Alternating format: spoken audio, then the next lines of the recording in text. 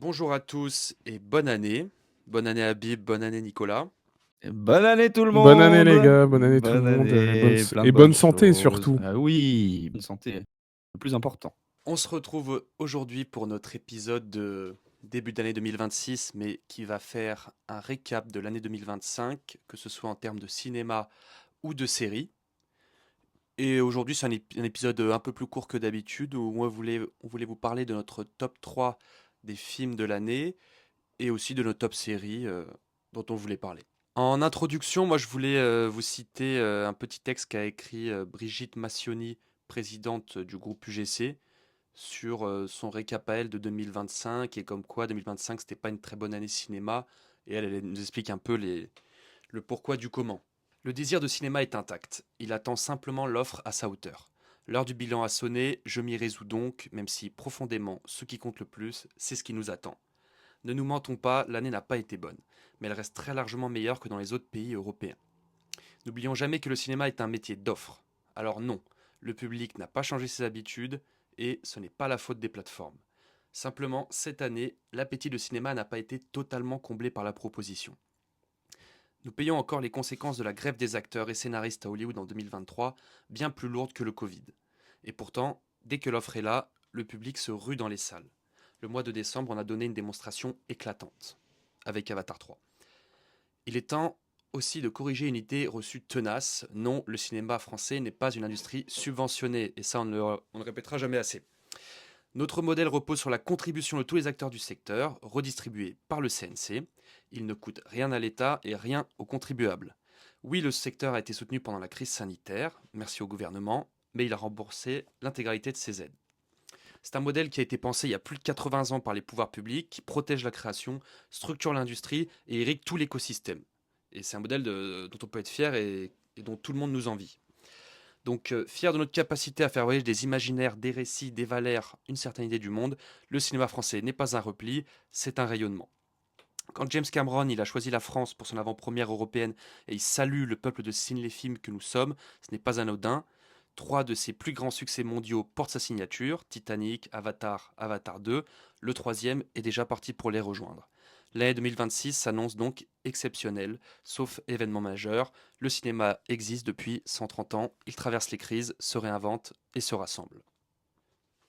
Voilà, je trouvais ça intéressant de citer ça comme Oui, c'est porteur d'espoir, c'est bien, c'est bien.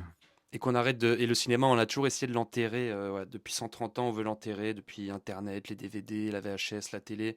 En fait, pour vous expliquer, on a chacun choisi trois films qui nous ont marqué cette année. On va partir du top 3. Et chacun le tour, on va parler de notre numéro 3, après de notre numéro 2 et de notre numéro 1. Si tant... Et on se les est pas dit avant, donc possiblement, Petite surprise. il y a des films qui sont là dans le top. Mais voilà, c'est surprise pour nous aussi. Oui. Donc, on va commencer, je vais faire l'annonce. Top 3. Alors moi, en troisième film, ça a été très dur de me départager dans tous les films que j'ai vus, et j'ai choisi de mettre L'Agent Secret, donc qui est un film brésilien avec en acteur principal Wagner Moura, donc qui a fait entre autres mince, Pablo Escobar. ah, Pablo Escobar dans Narcos. Narcos. Donc qui est vraiment un super acteur. Donc c'est un film qui se passe notamment au Brésil. D'ailleurs, je vous ai même pas dit le réalisateur. Réalisateur, c'est alors je vais peut-être un peu écorcher son nom. C'est Kleber Mendoza Filho. Euh, donc pour faire un petit résumé de ce film, c'est un film qui parle euh, d'un père de famille qui est, on le comprend au fur et à mesure, mais qui est impliqué dans un scandale un peu politique au sein de sa fac, et qui doit en fait trouver un moyen de s'échapper parce que sa vie est en danger. Euh, donc c'est des thèmes qui sont pas souvent abordés, donc un peu le fascisme au Brésil. Récemment, j'ai déjà vu un film l'année dernière qui s'appelle I'm Still Here. Je crois que je sais plus c'est quoi le titre en français, mais ouais, l'affiche, elle était un peu partout, et donc ça parlait aussi de ces thèmes-là, enfin heu, cette époque fasciste au Brésil où ils tuaient les opposants, et donc on est un peu s exactement, exactement, Et c'est des thèmes donc que je connaissais pas et je me dis que c'est marrant que de voir, que de plus en plus de films brésiliens parlent de ça et donc c'est ces mêmes thèmes qui sont, dans L'Agent secret, heu et donc pourquoi j'ai aimé ce film? Alors, tout d'abord, donc comme je vous ai dit, parce que ça nous parle, de la dictature, là-bas, donc comme dans l'autre film, donc I'm Still Here. On parle de la dictature au Brésil, et ça nous montre, ben, ce que fait le fascisme à ses opposants, heu et ce que fait le fascisme au pays et le fait qu'il infiltre toutes les strates d'un pays et qui le rend, ben, ça rend le pays invivable, Mmh. donc des thèmes qui reviennent beaucoup, je trouve ça assez impressionnant comme ces thèmes reviennent beaucoup récemment, que ce soit au Brésil enfin, que ce soit là au Brésil pour en l'occurrence, mais aux États-Unis aussi. Peut-être on en reparlera plus tard, mais c'est des thèmes qui sont récurrents en ce moment, petite sonnette d'alarme peut-être, Justement, moi, j'hésitais à le voir cette semaine et tu m'as convaincu, Habib. Ouais, Merci. moi aussi, tu m'as convaincu. il me semble pas avoir je pense pas avoir spoilé le film. J'ai eu des échos sur ce film par rapport à sa lenteur. Habib, qu'est-ce que tu peux nous en dire? Des gens qui l'ont vu et qui ont trouvé ça plutôt mou et lent. Et bah, moi justement, alors le film est assez long, il dure 2h40 il me semble, c'était quelque chose qui me faisait un peu peur, mais moi j'ai trouvé que c'était passé plutôt enfin, j'ai pas vu le temps passer, comme je disais, il y a des surprises un peu au milieu du film, puis tu es toujours un peu pris à pas à contre-pied, mais je trouve en fait, le système narratif du film fait que tu es un peu tout le temps en attente de réponses, parce que toutes les réponses ne viennent pas au début du film. En fait, les réponses arrivent au fur et à mesure et l'histoire se construit. Heu, L'histoire donc, passée et même, future du personnage, elle se construit au fur et à mesure et tu apprends à le connaître en découvrant les épreuves qu'il traverse. Donc moi, j'ai trouvé que c'était assez intéressant parce que, ouais, ça changeait pas mal et puis, ouais, pour moi, j'ai pas trop, eu de problème sur la lenteur du film. Alors peut-être que c'est un problème pour certains, Bah, le film a eu 2 prix à Cannes.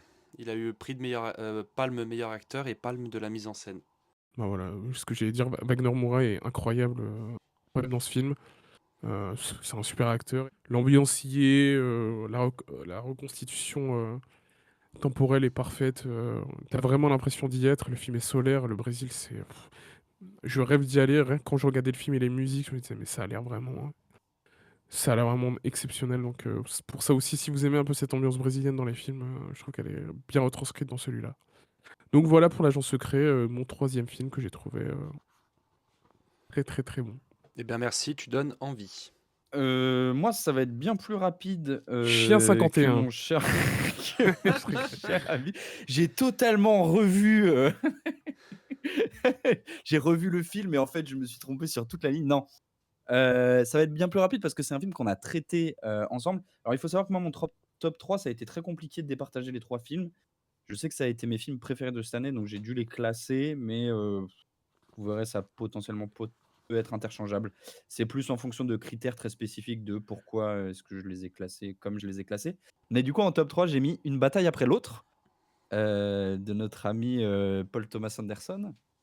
Parce que, bah, on en a parlé du coup dans un de nos podcasts, donc je vous invite à c'était notre premier podcast si je dis pas C'est de ça. bêtises en Ouais, plus. c'est ça, premier Donc podcast. je vous invite à aller, réécouter pour avoir l'avis un peu plus complet, que j'ai sur le film. Mais pour faire rapide, moi je trouve que c'est hyper important et intéressant d'avoir des films, qui abordent les sujets de comment faire la révolution et de faire la révolution et que c'est, transgénérationnel et de savoir que c'est important de préparer les générations futures, d'accepter que c'est pas toi qui verras le grand soir. Tous ces thématiques-là que je trouve hyper intéressants dans un film qui dure, pareil 2h40 que tu vois pas passer, la maîtrise, voilà, avec des plans forts, des une maîtrise de la caméra qui est quand même assez dingue. Donc non, non, c'est, ouais, un de mes films préférés de l'année sans aucun doute.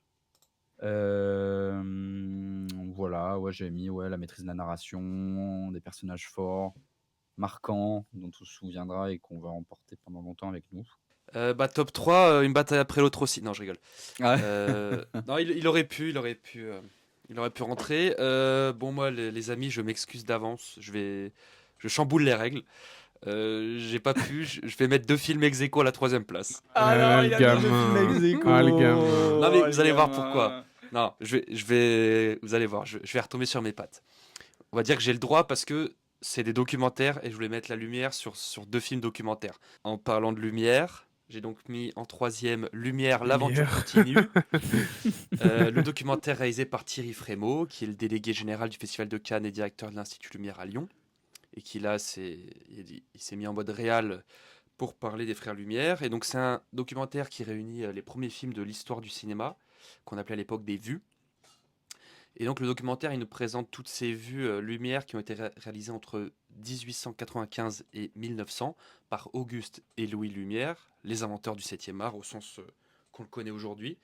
Et je trouve que c'est un documentaire, je l'ai vu au cinéma, c'est un documentaire assez bouleversant car on voit littéralement les premières images en mouvement de l'histoire de l'humanité et on voit aussi des lieux qui n'existent plus, comme la sortie des usines Lumière à Lyon, qui maintenant la rue ressemble plutôt à ça, où on peut encore voir des vues sur l'ancien palais du Trocadéro à Paris, un palais magnifique qui a été détruit après.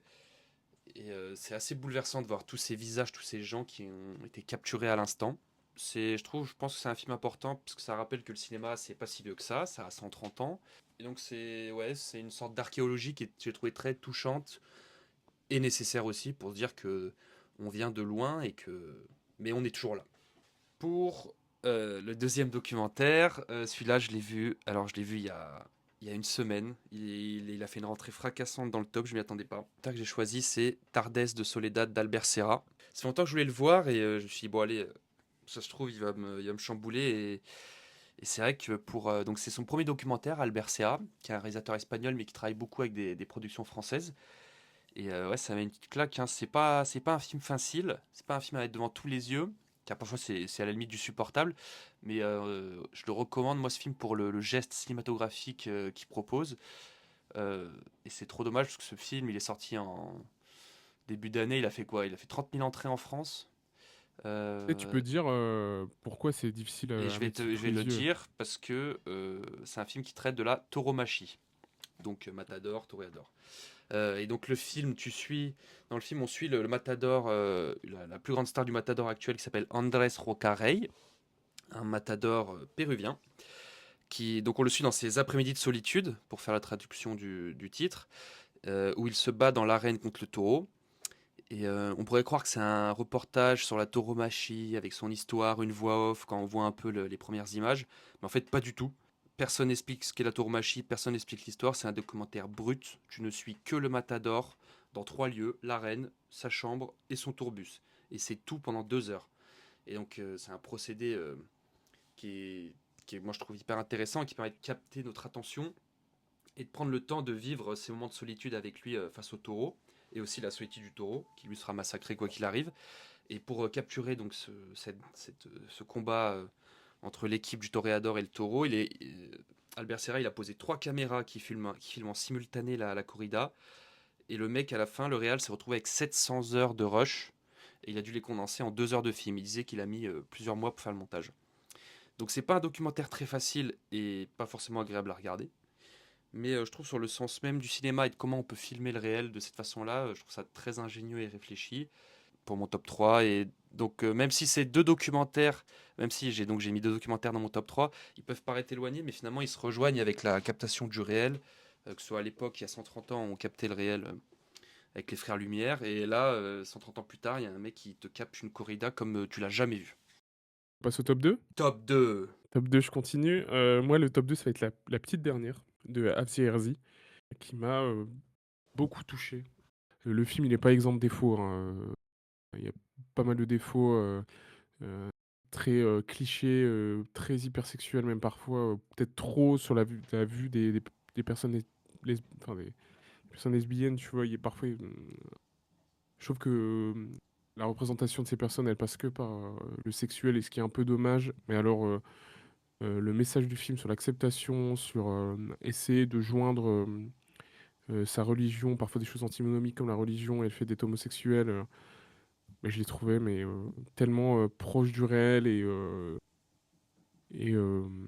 ouais, je me suis beaucoup attaché au personnage principal qui, euh, qui a beaucoup de difficultés à joindre les deux bouts et à s'accepter comme elle est.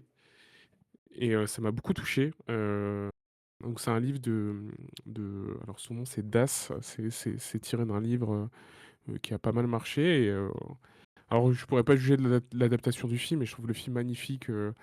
Déjà, d'un point de vue cinématographique, le film s'ouvre sur une personne qui fait la prière. Les plans sont vraiment très très beaux et je trouve qu'elle fait bien son taf, Afsé Herzi, et même on sent à travers sa caméra qu'elle aime tous ses personnages. Sur d'autres points, alors je le trouve cliché sur la représentation parfois des personnes lesbiennes, mais pas tant sur les personnes musulmanes et arabes en général, ce qui est parfois un peu mon problème sur ce genre de film, c'est qu'on a beaucoup trop de clichés à ce niveau-là. Là, je trouve qu'on les a pas, même quasiment pas. Et puis, on a une représentation familiale qui est vraiment loin de ce qu'on a l'habitude de voir dans ce genre de film quand il y a des familles maghrébines où le père n'accepte plus la fille, des choses comme ça. Là, c'est pas ou la mère n'accepte plus la fille ou des choses comme ça. Enfin, toujours Mmh. le classique de ce genre de Oui, film. oui, Là, ouais, c'est pas les du tout le écueils, cas. un peu, ouais, OK. Exactement. Là, c'est pas du tout le cas. Et ouais, j'ai trouvé que c'était un film magnifique. Alors, je sais pas si pour tout le monde ça serait un top 2, mais pour moi, ça m'a tellement touché, je me suis tellement lié avec ce film-là que je me suis dit que c'était vraiment mon top 2 de cette année. Alors, euh, je- il y a peu de films cette année qui m'ont rendu aussi émotif. La scène avec l'imam dans le film, elle m'a tellement touché que j'étais au bord des larmes, quoi. Donc, ouais, c'est un film qui m'a beaucoup touché cette année et je le conseillerais vraiment au plus grand nombre pour comprendre les difficultés justement d'être une personne racisée, LGBTQIA+. C'est à moi. Alors écoutez, en top 2, du coup, moi, c'est un film, du coup, qu'on n'a pas abordé, ensemble. Mais en gros, c'est le film, Sorry Baby, réalisé par Eva Victor et c'est son premier long métrage. C'est elle qui est l'actrice principale et c'est un film qui traite, du coup, de violences sexistes et sexuelles. Et je trouve que c'est fait d'une façon, assez incroyable et pas justement pas cliché. Ça évite les écueils, c'est pas du tout voyeuriste, ça traite ces sujets-là surtout sur, comment est-ce qu'on se remet de ce genre de choses ou pas, de ce genre de traumatisme, comment on vit avec, ou comment on réapprend à vivre avec et je trouve que le film est d'une tendresse, qui est assez incroyable et voilà, c'est un très, très beau film, que je recommanderais, qui est sorti cette année et dont je pense qu'on n'a pas entendu assez parler et en vrai comme, je l'ai mis ici, moi, il est en top 2 parce que je pense que effectivement, de faire un film comme ça quand c'est ton premier long métrage, je trouve ça assez impressionnant. J'ai pas envie de trop en dire si vous l'avez pas vu parce que mais, il y a un peu je sais pas si vous avez vu la série Fleabag, mais il y a un peu un traitement aussi du traumatisme là-dedans, qui y ressemble et c'est assez, je sais pas, il y a une justesse qui ressort de ce film, c'est assez impressionnant, ouais. Moi j'ai adoré. Voilà, c'était mon top 2 de cette année pour moi. Et on n'est pas souris, Nilo, face à ta proposition. C'est aussi ça, Ciné 3000, c'est aussi ça. Des Allez, transitions terribles. allez, allez. Non, moi en numéro 2, je voulais vous parler, comme Habib, d'un film français, L'inconnu de la Grande Arche de Stéphane Desmoustiers. L'inconnu de la Grande Arche, c'est un film inspiré de faits réels sur la construction de la Grande Arche de la Défense et de son architecte, un Danois inconnu du bataillon et qui gagne le concours d'architecture, car à l'époque, les concours d'architecture, ils se faisaient de façon anonyme. Et donc, il a été choisi par le président de l'époque, François Mitterrand, pour construire cette Grande Arche de la Défense pour le bicentenaire de la Révolution française. C'est donc le cinquième long métrage de Stéphane Desmoustiers et qui avait réalisé avant, je ne sais pas si vous avez vu Borgo ou La fille au bracelet. Peu particulièrement fan de ce réal et de ce qu'il propose, mais déjà, c'est un film sur l'architecture qui met une vitesse à The Brutalist de Brady Corbet, qui est sorti la même année. Désolé s'il sera dans votre top, mais c'est tout ce que The Brutalist n'est pas. Enfin, c'est un film qui parle réellement d'architecture, de technique, d'art. Et il y a une imagerie qui est donc très années 80, qui est très bien travaillée, je trouve. Le réal, il a filmé au format carré. son film, donc ce qui permet d'apporter un certain grain et qui permet aussi d'étirer l'image vers le haut et de mettre un peu les personnages face à leurs défis personnels, professionnels, donc toutes ces grandes tours. Le film, il raconte comment cet architecte danois, il a galéré pour créer son œuvre, donc en fait, qu'il appelait le cube. On appelle ça la Grande Arche, mais lui, il appelait ça le cube. Et comment il galère face à une démocratie, oui, une démocratie, mais une bureaucratie française et les ambitions des autres architectes et constructeurs qui l'entourent. Et donc, c'est un film qui parle de l'opposition entre la création, le contrôle, l'ancien, le nouveau, le créateur, son œuvre. Et c'est un film qui se focalise que sur l'architecture et rien d'autre. Et ça, je trouve, c'est hyper parlant et hyper engageant. Contrairement à The Brutalist, qui était un très bon film, hein, mais qui brassait plein d'autres thématiques. Là, on est sur l'architecture, la création, les techniques du bâtiment. Et voilà, ça m'a parlé. Et la réalisation m'a parlé. Mais en fait, ce qui m'avait manqué dans dans The Brutalist, je l'ai trouvé dans cet inconnu de la Grande Arche. Et c'est ça qui me le fait hisser à ce top 2. Est-ce que tu as des plans marquants un peu dans ce film-là? Notamment un plan zénital sur le personnage dans les premières minutes du film, où il se retrouve sur une dalle de béton, il rencontre d'autres constructeurs français. Donc tu as ce plan donc zénital qui est la caméra à la place du soleil et il pleut. Et tu as cette sorte d'écrasement du héros et ça annonce en fait l'épée de Damoclès qui va lui tomber dessus. Et Habib, d'autres plans qui m'ont marqué, il y a beaucoup de jeux de miroir dans le film sur, donc sur le miroir qui veut toujours dire avec le reflet vais-je te trahir, Que ça revient vers toi. jouge un double jeu. Donc, parce qu'en fait, on sait pas, il travaille avec un constructeur français joué par Swan Arlo, qui à la fois l'aide énormément. Et c'est un film aussi donc sur oui, l'ancien et le nouveau, comme j'ai dit, parce que Swan Arlo utilise toutes ces techniques d'ordinateur, d'architecte, et notre architecte danois, lui, est sur le bon vieux plan papier, donc c'est un peu éculé comme thématique, mais c'est toujours intéressant à voir. Top 1. Et du coup, c'est à moi d'enchaîner. Sans originalité aucune, ça sera une bataille après l'autre pour moi, le top 1. Alright! La petite Ah bataille après ouais, l'autre! Nico, Paul. on aura le même film avec Nico. On aura un film Euh, en commun avec Nico dans notre top pour l'instant. Donc, ouais, bon, je vais pas répéter ce qu'on a déjà dit. Je trouve, honnêtement, je sais pas si c'est mon film préféré de l'année, pour être totalement honnête, mais les thèmes sont tellement importants ouais. actuellement que je me dis ça valait le coup de le mettre en top 1 parce que c'est trop important de ce qui se passe. Et quand je vois les films que j'ai vus cette année, donc j'ai vu Eddington, Bugonia et ça, quand je vois ces trois films, je me dis qu'il se passe quelque chose aux États-Unis actuellement. En voyant ces trois films cette année, je me dis que bon, les Américains, ils ont quelque chose à nous raconter, que ça va pas super aux États-Unis. Et quand tu compiles ces films-là et quand tu vois ce que ça raconte, et peut-être c'est celui qui le fait le mieux, en tout cas, tous les personnages incroyables, et puis surtout des scènes jamais vues, des courses-poursuites comme on en a jamais vu au cinéma, un super réalisateur, des super acteurs, voilà. Mon film de l'année pour cette année 2025. Tu sais, Habib, ton top 1 ne m'étonne pas, parce que maintenant je commence à te connaître. Et c'est un film qui allie parfaitement le côté blockbuster que tu aimes, et que tu Ouais, défendras toujours très hollywoodien, mais avec cette touche de cinéma d'auteur. ouais. C'est ça, en fait, on a C'est trouvé un peu ton film parfait, quoi. c'est tout ce que j'aime. Et puis surtout, j'adore Paul Thomas Anderson. J'aime tout ce qu'il fait. Donc voilà, on peut passer à toi, Nix. Eh bien, écoutez, moi, le top 1, j'ai dit Swan Arlo Goat tout à l'heure. Oh! Film d'animation français pour moi. Cette année, ce Ah. n'est autre que mon top 1, ce sera Arco. Pour un avis plus éclairé, je vous invite à vous rediriger vers le podcast où on en parle. Mais pour faire court, je suis obligé de le mettre au top 1 parce que c'est un film, qui est pour enfants, mais ce qu'on disait, mais c'est un film pour enfants qui prend pas les enfants pour des imbéciles, qui est très beau avec, toutes les inspirations du monde que tu vois, donc que ce soit le cinéma japonais, américain aussi, mais et français. Et français, Enfin, je sais pas, c'est un bijou, qui tombe pas dans des clichés non plus, avec, des antagonistes, à foison ou de vouloir mettre des antagonistes pour en mettre.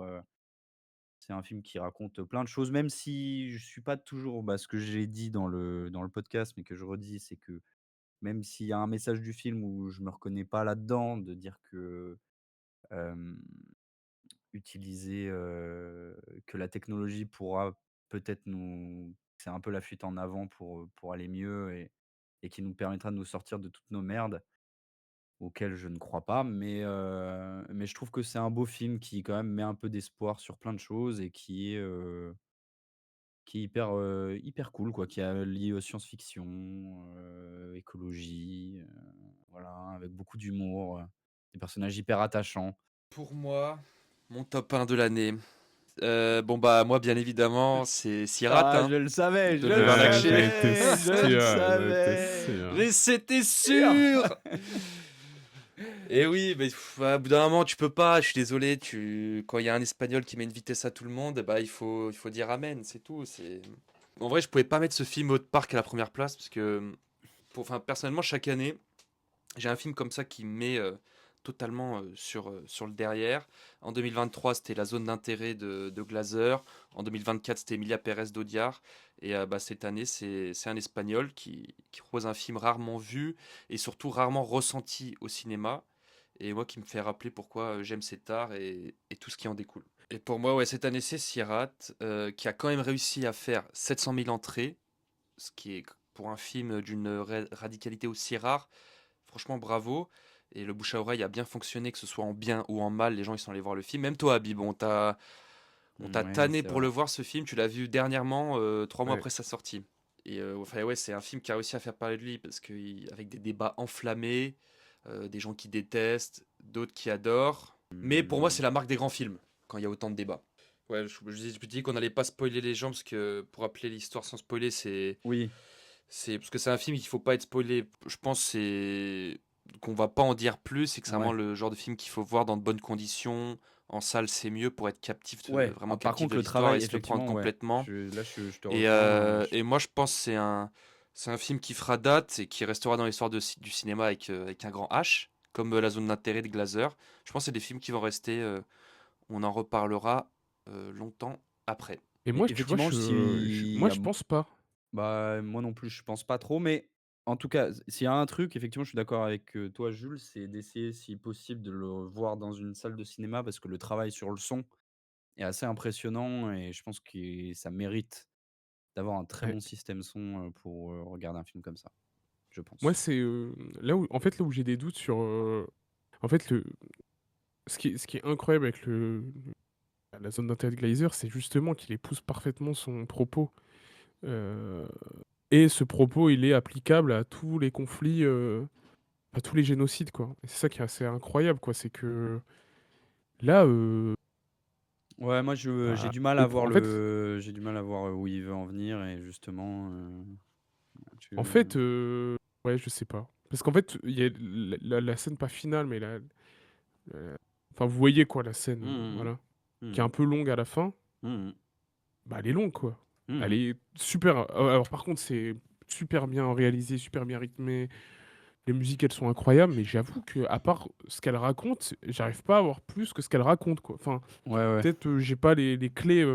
Après, j'ai peut-être juste pas les clés, quoi. Mais j'avoue que j'arrive pas à aller plus loin que ce que la scène raconte en elle-même, quoi. Donc, après, c'est du grand spectacle, pour le coup. Là, je m'attendais pas à un aussi grand spectacle dans un film comme ça. Ça m'a. C'est plus ça qui m'a surpris. Je m'attendais pas Ouais, tu à avoir t'attendais une pas à scène ça, quoi. de cette Bah, ouais, tension en c'est tout ça. cas. Mais en fait, je pense que c'est pour ça que les gens étaient choqués. C'est que quand tu vas voir ce genre de film, tu t'attends pas à avoir effectivement, des scènes de tension à ce point, quoi. Voilà, Mais moi je voilà. vous conseille ça. Mais oui, Allez oui, le oui. voir, vous allez prendre une bonne C'est sûr claque que et tu c'est tu tu génial. ressors pas indifférent, moi, je trouve, au film, quand même. Effectivement, ça à lui donner, Ouais, ouais, ouais, c'est vrai. C'est vrai qu'on peut lui accorder ça, c'est que oui, c'est pas oui, commun, oui. quoi. Ah non, c'est tu C'est une pars ouais, expérience. c'est une expérience. Est-ce qu'on passe aux déceptions Mmh. ou au top série, comme vous voulez? On peut faire les déceptions rapidement parce que ça concerne les films aussi, donc. J'en ai 4. Oh waouh! Ah ouais, t'es chaud, toi. J'ai été trahi 4 fois cette année. Il va me sortir Avatar Non, encore. c'est non, Heu, non, c'est des petites trahisons, c'est des petites trahisons. vas-y, Non, vas-y, on a tout vas-y. d'abord le film Planète B de Audley Arapin, film de science-fiction tourné à Grenoble, Ah, tu les as chez nous, tous vus, les films comme ça, hein.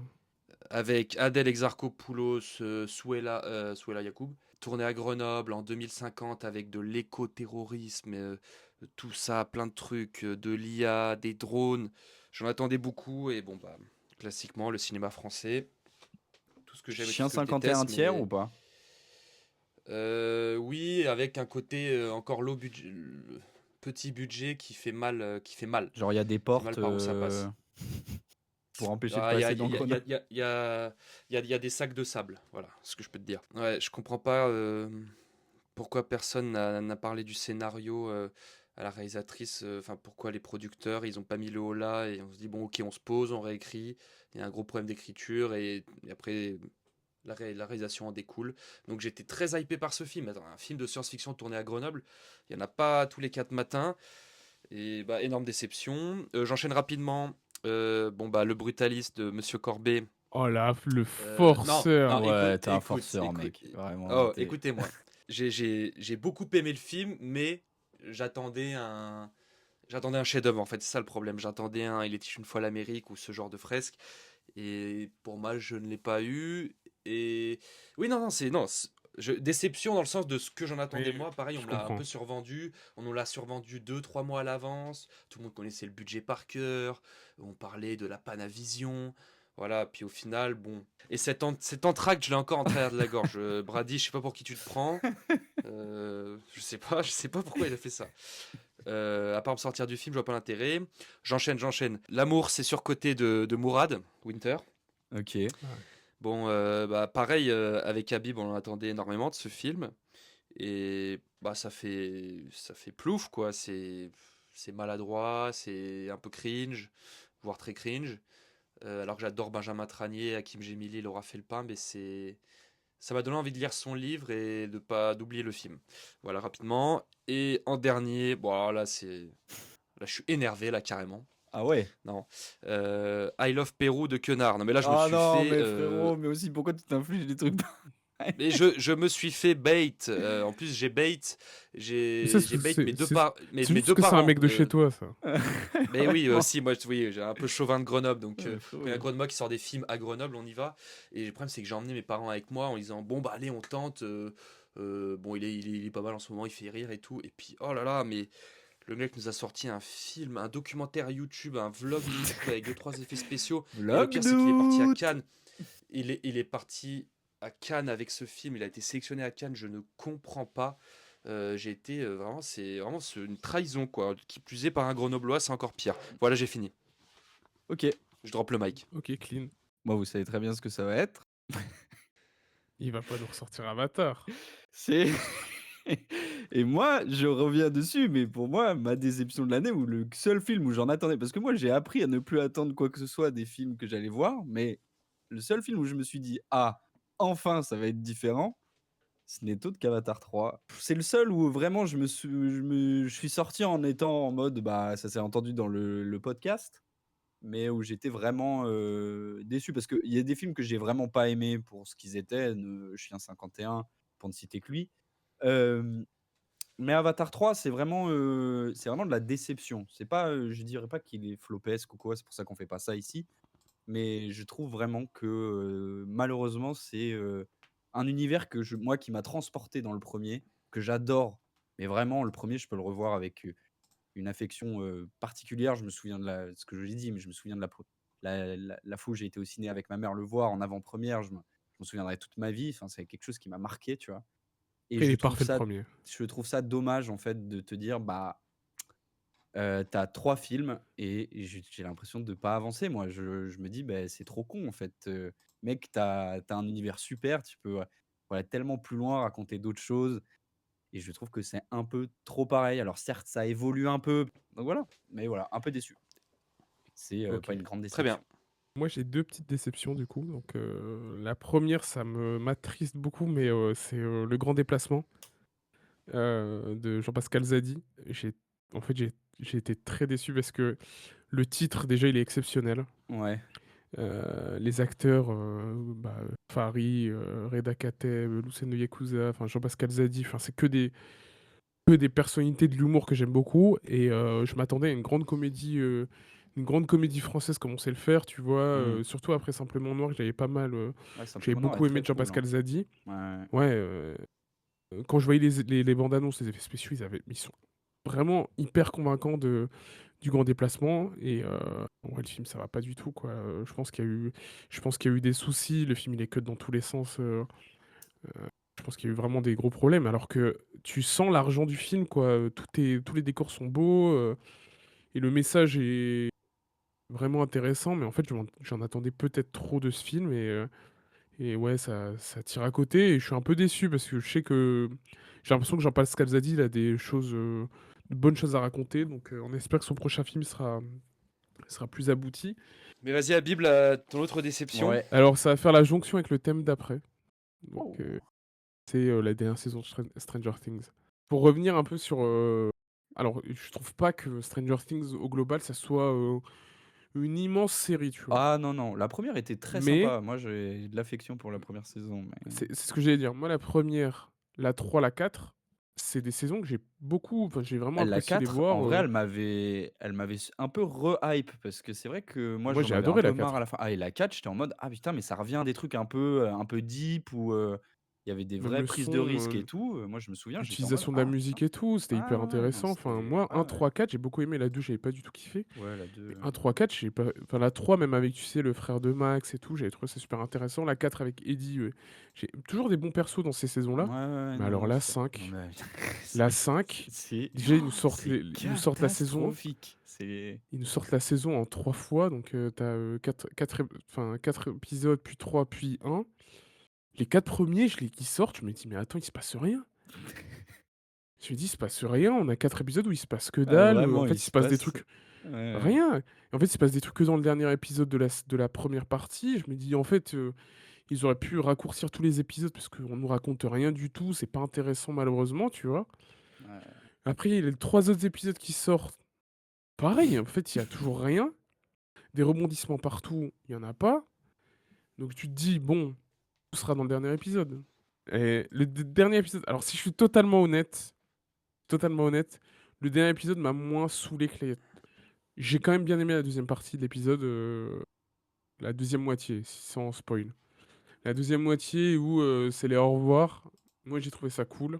C'était la dernière série, je trouve, qui était un peu cool, heu, de Netflix. Tu sais, un peu la dernière série des séries cool de Netflix. Ils avaient Stranger Things, Narcos, Sense8 et tout au début. Pour moi, c'était la folie Netflix, ils avaient des séries de fou. Je vois que les gens sont très déçus, donc dommage. Occasion manquée. Ce qui va nous faire la transition, donc nos coups de cœur séries de l'année. Non, mais moi je vais être très rapide, non, bah, pour Ibous, très bonne surprise, pitch, qui fonctionne, qui marche, qui te fait poser plein de questions et bah, la réal est dingue, hein, Vince Gilligan, il prend son temps. Moi, je comprends pas les critiques qui disent que il se passe rien. Moi, je trouve que justement, c'est hyper important dans toute la genèse du truc, de voir aussi l'ennui parce que tu te mets à la place enfin, tu suis du coup une personne qui se retrouve seule face à au monde, tel qu'il est maintenant, tu vois? Pour, ne pas en trop en dire et je trouve que c'est hyper intéressant. Enfin, moi, je trouve que c'est vachement bien. J'ai hâte de la suite et Et voilà. Non, très, très on a bonne le série. puis surtout, comme tu dis, plein de questions. Parce que moi, c'est ma deuxième série, de l'année en réalité, en pluribus, mais plein de questions auxquelles ils répondent. Parfois, tu vois des questions un peu techniques que tu te poses et en fait, ils répondent dans la série et je me dis: «Putain, ils y ont pensé». Et pour rappeler, c'est une série Apple TV de Vince Gilligan, le créateur de Breaking Bad et Better Call Saul. Et c'est une série de science-fiction. Et il tourne encore à Albuquerque. Ah mais quoi Il qui veut pas lâcher dans le sa ville, lui. C'est comme nous Nouveau-Mexique. avec Grenoble. Ouais, vraiment. Il veut Ouais. pas lâcher, hein. Bah, il a Après, c'est raison. beau, hein. Et une très très très très grande Rhea Seehorn, Ouais. l'actrice qui jouait Kim dans Better Call Saul, qui a enfin un rôle à sa hauteur, enfin où elle tient le rôle principal et c'est du rarement vu dans l'histoire de la série.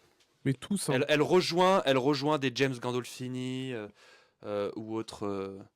Bah, ça sera aussi une série Apple TV, preuve que Apple TV cette année, Ah, je crois que c'est je quelque sais, du chose. coup.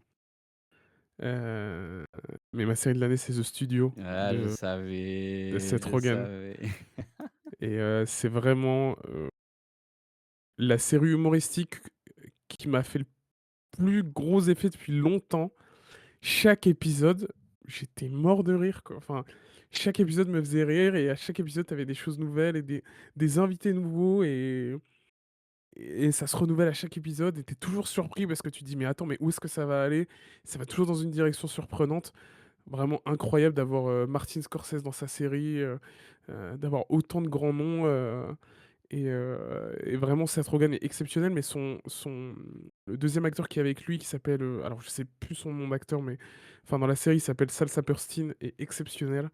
Heu, donc vraiment pour moi c'est la série de l'année, même la réalisation, tout est en plan séquence, pour un peu te rappeler le stress que c'est d'être producteur. Donc en fait la série pour résumer, c'est, ça raconte l'histoire d'un producteur, heu, à Hollywood et qui doit, mener à bien son studio de production. Donc voilà, c'est juste on suit ça quoi et vraiment c'est incroyable. Il y a Bryan Cranston, il y a tous les grands enfin plein de grands acteurs d'Hollywood et on s'ennuie jamais. Je vous conseille vraiment, vraiment de la regarder, c'est très, très drôle. Encore Apple TV, bah, Severance saison 2, hein, que dire de... Moi, je crois limite, je préfère Severance à Pluribus, que pour moi, c'était la série, une des séries les plus attendues de 2025, parce qu'on n'y croyait plus. Apple TV, ils avaient annoncé des désaccords dans la production avec Ben Stiller. Ça faisait 3 ans qu'on pensait que la série elle allait s'arrêter comme façon Mindhunter. Ouais. Et bah non, on a retrouvé notre bon vieux Mark Scout. Et la hype, elle a été folle. Et la saison 2 répond à beaucoup de questions de la saison 1 et rajoute une couche sans trop se perdre. Et moi aussi, j'ai été très heureux de voir qu'il y a plein de gens qui sont montés dans le wagon Severance. Entre la saison 1 et la saison 2, il y a une sorte d'attente qui a commencé à monter petit à petit. Mmh. Et ça a pu donner à sa série ses titres de noblesse. Et on attend bien évidemment la saison 3 et la 4. Je crois que ça va s'arrêter à la 4, ça a été annoncé. Parce que comme ils aiment bien faire dans Severance, on a un énorme cliffhanger à la fin de la saison 2, comme on avait à la fin de la saison 1. Et moi, entre chaque semaine d'épisode, j'allais regarder des théories sur Reddit, sur le prochain, parce que c'est une série très énigmatique.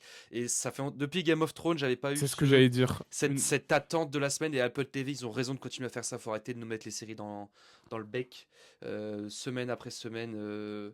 C'est ça qui est bon. Une hype à la Game of Thrones.